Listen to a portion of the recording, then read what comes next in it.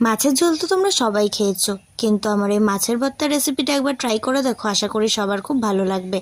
প্রথমে মাছগুলো নুন হলুদ দিয়ে মাখিয়ে নিলাম।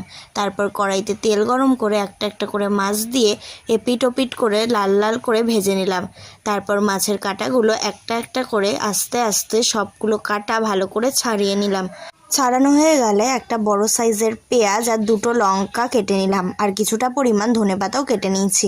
লঙ্কাটা আমি আমার স্বাদ মতো দুটো লঙ্কা কেটেছি, আর তোমাদের যদি বেশি লঙ্কার দরকার হয়, তোমরা ঝালের পরিমাণ বেশি দিতে চাইলে আরও বেশি লঙ্কা কেটে নিতে পারো।